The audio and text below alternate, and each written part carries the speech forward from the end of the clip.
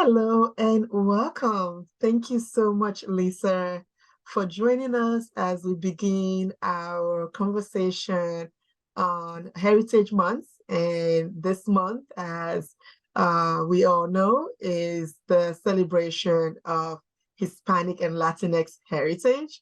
And we love to highlight our campus community. We want to highlight, the many traditions and heritage that exist on the Suffolk campus.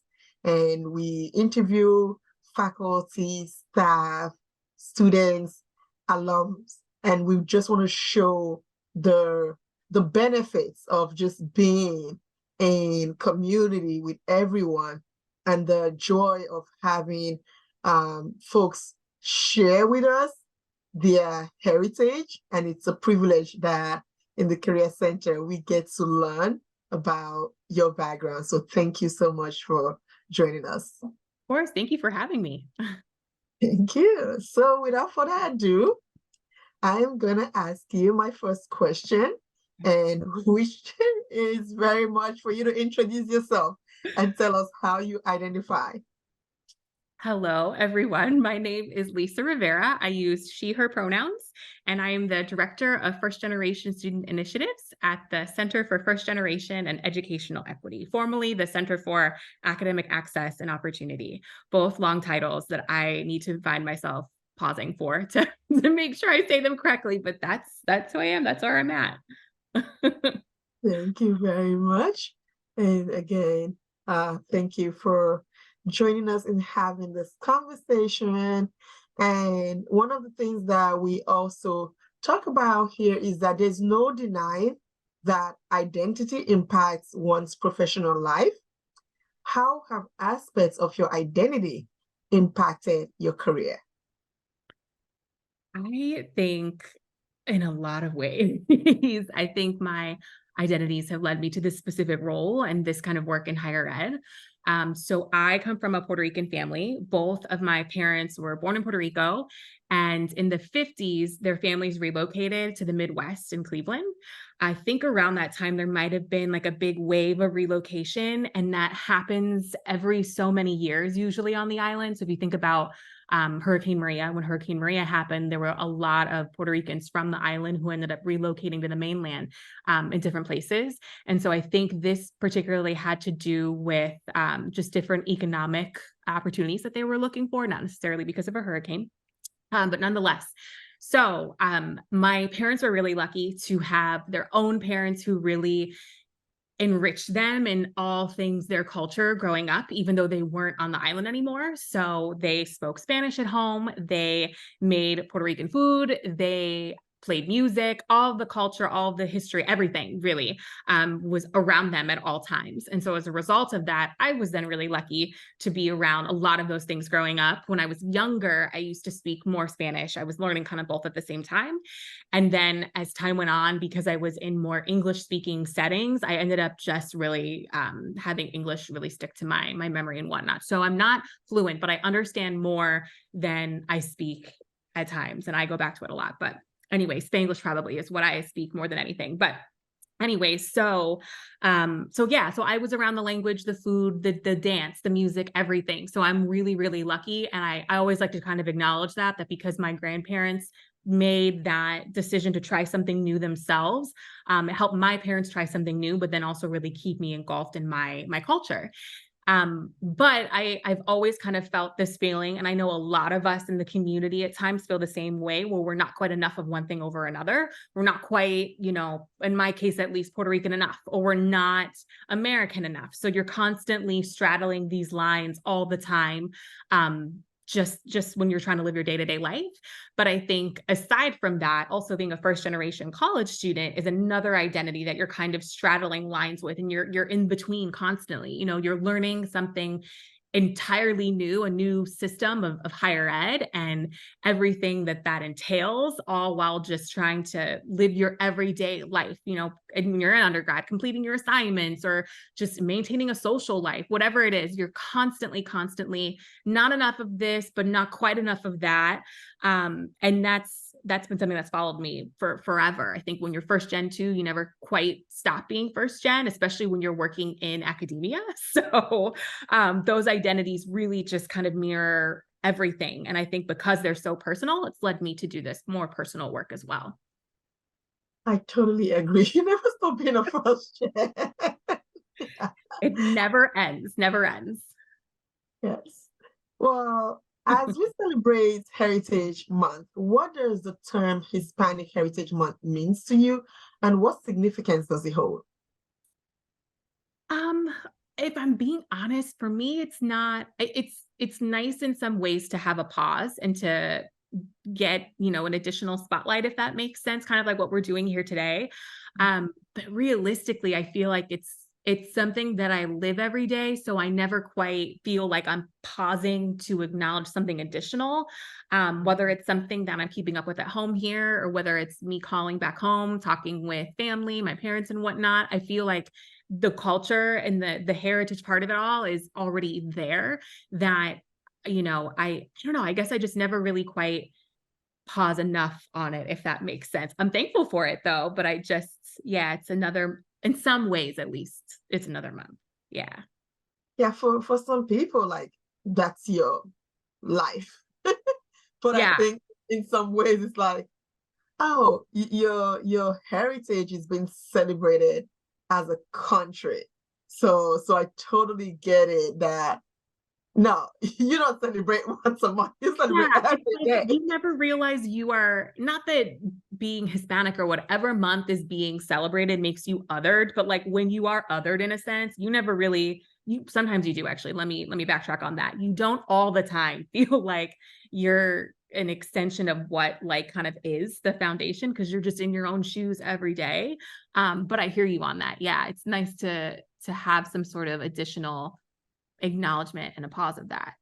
Yeah. Thank you. How has racial and cultural identity empowered you in your line of work?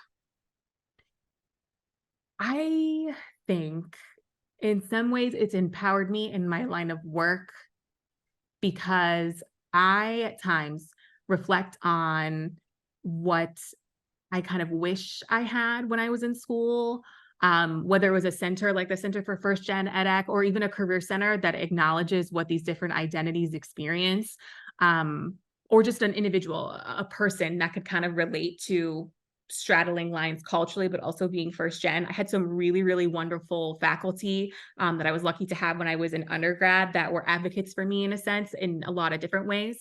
But looking back and wishing that that cultural component was there, even if it meant, not being enough of this, that, or the other, like I resonate with that. And I really, really do connect with that. So now that I'm in a space where I'm in a role literally all about the first gen experience and understanding what these initiatives can be and all of those things. I feel like it's been more empowering because I think about what I didn't quite have then, even if it wasn't, something as super structured like an entire role and center. I'm literally talking about a person that feels comfortable and open enough to talk about their own experiences. That to me is empowering to be able to now look back and be like, hey, let me be something, even if it's just a little bit of what someone needs. That little something can go such a long way a lot of times. So that's what I find more empowering, being able to now do in some ways what I really, really wish I had for other students. Yes, but even connecting with some faculty and staff too. It's so much bigger than that. So it's kind of a rewind, if that makes sense. Absolutely. Yeah. Yeah. So let's switch gears a little bit. Let's talk about your success. Share with us what you consider to be the biggest success story in your career. This is a hard question. Not because it's like, oh, I have so many successes, but literally because it's uncomfortable to talk about yourself like that. I was thinking about that earlier. I think it's not so much something that like occurred today, and today being this role and things like that. I think it's the fact that I joined an industry that I found myself working as a work study in college. So I was a admissions tour guide, and then I eventually moved up to an admissions counselor. It's kind of like the role at my undergrad institution, where if you had a tour guide role, then like senior year you moved up to a counselor's assistant kind of a thing. But I remember applying for that work study job, and it was known as like the best work study job on campus. Like if you were a tour guide and admissions, like you were it. So I remember being like, wow, that sounds fabulous. And I need a work study job. So let me sign up. So I did that, and I ended up really, really liking it. I loved meeting new people and just being a part of the process overall. Like that's really when I started to get into higher ed. And so I think because it was something that I took initiative in, and it was something that was natural to me, like innate to me at the time, where I felt really good going through, even though it was a work study job, it doesn't matter. Like that's where I think the emotion and the extra connection and feeling good, like you do your job well, like that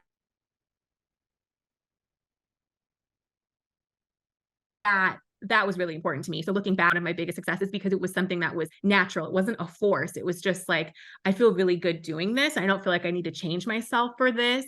And it wasn't a connection that I made necessarily. It was me pursuing something because I was curious and because I wanted to. Yeah. So I would say that was an accidental success in a way, because it led to an entire career in higher ed. Pretty strange in a way. I think I can relate because I felt the same way when I was an orientation leader. It felt like this amazing experience. I could not Yeah. believe that somebody would pay me to talk about my experience. Right. But when I started doing it, I found the value of connecting to other students, because like when you start college, it's like there's a little bit of fear of like, whoa, I'm doing this. But when you hear from somebody else, it's like, hey, yeah, we're all doing it and we're Yeah. all connected. It feels Yep. a little bit like, oh, okay. So I can And it's you imagine, doing you it. know, a Yeah. little bit of that feeling that you had. Exactly. It's true. Yeah, It's true. awesome. Well, I'm glad to hear it. When reflecting on your career, can you share maybe who or what has been very helpful in your professional success? Yes. So I would probably say having an accidental mentor in a way. It's actually one of your colleagues, and we probably talked about this before. But I worked with Tina Finnegan in the Career Center for years before I, came to be here at Suffolk. And I remember we started around the same time. I think she came a few months after I was in my previous role. And we just kind of like clicked effortlessly in a way, and which was really, really refreshing. Just to make a new friend, like while you're going to work, and having someone there that you could just kind of like open up to is one thing. But beyond that, her mentorship was just key to a lot of different things that ended up providing me success in my previous roles, and then like later on and here today. It's funny because I feel like when we talk about mentorship, and in a lot of ways, this makes sense. We think of things as like very linear or transactional, like having a formal conversation about like, will you please mentor me? Like, here are my reasons why X, Y, Z. And I get that. Like our brains in a way, we want those labels, and we want things to be like an equation, like 1 + 1 = 2, right? But this was kind of accidental. I mean, she was just so, and still is, not past tense, but so knowledgeable of the industry. And I felt like I could open up to her and ask questions that, being newer to like the world of higher ed after graduating undergrad, right? And asking just seasonal questions, just how to pursue different opportunities, and saying things in a very, very honest way, because it also feels like at times when you're newer to academia, or whether it's academia or something else, when you're newer to your industry, you feel like you really have to put on this facade in a way of like how to appropriately communicate and whatnot. And it's exhausting in a way. And I totally understand why sometimes it's important. We want to maintain that level of professionalism, right? But sometimes letting down that barrier a bit can be exactly what you need. At least for me in this specific case, that is exactly what I needed. And so yeah, that mentorship and that level of honesty, and the fact that also we had the ability to separate the two, right? So like sometimes you're in friend mode and we're talking about, I don't know, like an episode of some show or something like that, or our love for Maluma or Mark Anthony. Actually, that was something that we did bond over earlier on. Speaking of Hispanic Heritage Month. But so we would have those conversations about that. And then, yeah, no, I just, she gave me honest feedback about my resume, for example. I remember that so clearly. Like, who knew I was such a mess before? Sometimes I'm like, I don't even land that job that I got in the first place. I feel like I just, yeah, anyways. So that's a whole other conversation. But yes, so I say that because I think that she played such a big role, that honesty, that in the way that we were able to communicate, all of that really, really helped in the long run. Yeah. Absolutely. And sometimes, I always share that, a mentor can be a peer, a mentor can be someone younger than you, so a mentor can be someone who just has knowledge in an area that you are looking to tap into. And so I just love to hear about mentorships from different angles, and it's not always formal, like you said. Yeah. Well, thank you for sharing that. Of course. How has social capital influenced your career? And I ask this because sometimes with people who come from backgrounds that have been historically excluded in Mhm. certain workspaces, there's often that intimidation to brag about the social capital that they have, and Mhm. sometimes or not talk about not having it. So how about, it's interesting because you're the Yeah. director of the project, Oh, and yeah. all we talk about is social capital. So how has social capital played a role in your career journey? I think, oh, this is such an important question. I'm really glad that you asked this one. When I was thinking about just different examples, in my experience, social capital has worked in a very, very important instance in a complete opposite way, but for the best, best, best reasons. So at the time, I think I was like a senior in undergrad, and I was gearing up to graduate, to start the job search and all of that. And there was an understanding, or at least for me, again, being first gen and not really knowing like the options that I had to pursue with my liberal arts degree. So I majored in communication arts and then I minored in women's studies. And someone who was in my circle at the time, who was this figure of like major social capital, um, was basically trying to tell me that they could get me an in at a really great company that was doing really, really well, very well known, all these different things in the marketing realm. And so, yeah, there was that understanding that if you majored in communication arts, you must be going into marketing. Like that was the main thing. And there's nothing wrong with that at all. And I don't say that with any connotation, but for me at the time, I didn't know what marketing quite was, what that meant. I never had an internship during the summer. I always worked at a restaurant that I had worked at in high school and then throughout each summer in between undergrad and whatnot. So I never really entered that professional like working sphere either.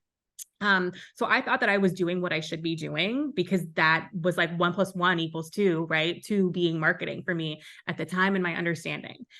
So, they're breaking this down for me a little bit. And this person also knew what I studied, what I majored and minoring in women's studies in a very corporate environment that, from my understanding at the time, I don't think the two necessarily meshed well. Again, there it was at the time, in the moment, and everything. That's not to say that those things can't go hand in hand today, especially with the new conference that you're now bringing up pretty soon. But I say this because I felt like I needed to basically reassure this person who was, in a sense, my social capital at the time, to say that my studies are not going to be a threat to me entering this world, right? Of like marketing and corporate finance and everything that goes with that, that image, at least at the time, right?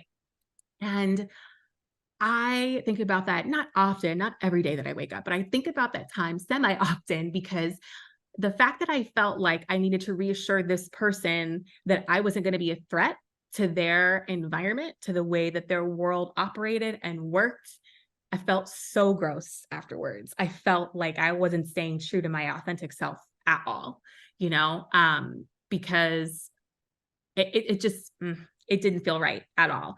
So that was my major and minor. I also was involved in undergrad in a reproductive health coalition group on campus. So a lot of the things that I was involved with were very true to what I cared a lot about, my identities, all these different things. And so the fact that I felt like I needed to silence something that rang so true for me, and that really was just me, period, not a part of me, that was me, made me feel like I am about to pursue something that is just not the right thing. And so push comes to shove later on, circumstances change, and I end up not pursuing that entire lifestyle or life period from a lot of different outside factors. And so it's the fact that I felt so gross, just it stuck with me. And so it made me, in a sense, think about, hey, I felt really good working in admissions. I felt really good, collaborating with faculty on different projects when I was an undergrad. I felt really good working with faculty and staff with my student orgs and that kind of a thing.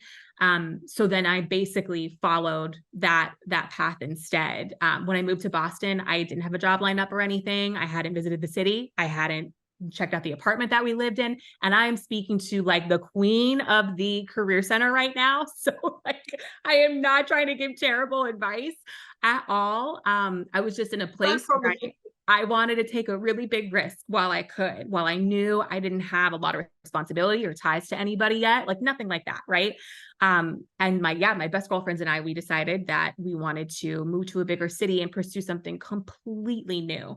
And so after that conversation with the social capital representative, shall we say, I took a year at home to work at that same restaurant. I saved, and then I moved up to Boston and went back to something that I felt really good, and that was me. So even though that social capital could have brought me into another realm, it taught me a lesson in, regardless of what capital someone can bring to you, if it's not a part of your authentic self and your story and your passions, it doesn't matter. It's probably not for you. So a little bit of a reverse there. Absolutely. Yeah. I like that sort of like, sometimes how we perceive things can either be a barrier or a plus to our current situation. So I appreciate that. Can you describe a challenge that you faced in your career and how you were able to bounce back from it? Oh, a challenge. I would say a challenge probably that you have no control over, nobody really does, is just the timing of different opportunities. I think that's life in a lot of different ways. Like aside from the job market and then all of those kinds of things, it just is something that's always here, timing. So I have always known that I wanted to do more first-gen focused work, I think, especially kind of going back to what we talked about before, just being really, really personal and all of those things. But sometimes the right opportunities just don't come up at the right times. And that's a really, really big challenge, especially when you're someone who is newer in a sense to your industry, and you have a lot of energy around what you'd like to be doing, a lot of excitement, a lot of that like woo factor behind it. So for me, that was a challenge because, like I said, you don't have control over timing and whatnot. What I tried to do, though, to overcome it was find different opportunities to complement those interests and those pursuits that I really, really wanted. So for me, it was actually holding a co-advisor role for Chi Alpha, which is the first generation honor society that's coming to campus this fall too. Check your emails for applications. Shameless plug. I love it. Shameless, but full of shame. I'm here for it. It's an honest answer. No, it's an honest answer. So yeah, no, and through there I met wonderful people that were basically the head of the First Gen Center in my previous roles that do really, really great work. So I got to know them more. I got to meet other faculty and staff on like another part of campus that I wasn't really on. I used to work on a medical campus, and so oftentimes a lot of the main like initiatives and stuff would come from the separate campus. So, anyways, yes, so I would pursue those opportunities. I reached out to the national organization, NASPA. Basically, it's just a professional organization for student affairs professionals. And they have knowledge communities for a variety of different topics. And one of them actually was the Latinx knowledge community. And I met really, really cool people in that organization that worked in Massachusetts. There was someone who was in Connecticut, I think too, she was. And yeah, so I got to just do things that wasn't quite first gen focus, but I got to be with people that I felt were a part of my community in different ways. And just like we were talking about before, like letting those barriers down and just have like honest and real conversations. We would share tips about like what worked for some people trying to pursue this particular thing versus another. So I still pursued things that were like adjacent to my role because they were still applicable to what I was doing in some way, shape, or form. But I wasn't going to let timing be something that stopped me because I got joy from those things as well, a lot of joy from it. And joy sometimes working in higher ed can be such a big thing, like a big thing that anchors you to your purpose and your pursuits and what you're doing. So to constantly like seek out that joy through those avenues was so important for me, and it ended up helping me in the long run do something now like my current role that I love and that I'm really excited about. So yeah. I think something that I consider to be a very important lesson there sometimes is that you can always bring, when possible, bring in something into your role that may not be like the entirety of the role, but you bring in something that just gives you so much joy, and learning about that can also open doors and opportunities for you. And I think that's something that sometimes like it's like your way of saying, I am prepared for the next thing because I was doing this thing in addition to my work, or I figure out a way to build it into the responsibilities that you have. So that's really cool. Eloquent Well, way of wrapping that up, Ade. Thank you. appreciate it. Love to talk to you, right? I appreciate the conversations that we always have. And I'll end with asking you, if you were to give your younger self advice, and I know that you just talked about like, having that faith in yourself to try something new with your friends and not go the route that did not feel true. But if you were to add to that, like if you were to give your younger self advice, what would it be? Oh, that's tough. You basically like hopped on it. I was going to say something about your intuition and not like, don't dismiss your intuition. It's there for a reason and you can hear it amidst the noise, that kind of a thing. Jeepers. If I had to add to that, oh gosh. I don't know. One piece of advice to your younger self. I would say, to build onto that, and we kind of alluded to this before a little bit, but understanding that no path is going to be linear. You have one expectation of what your life is going to look like, the timing of different things, of everything, right? And sometimes that's not just specific to like our careers and work, because sometimes the two are a mix, especially depending on the work that you do. I feel like my role is, but personal is professional in something like this, right?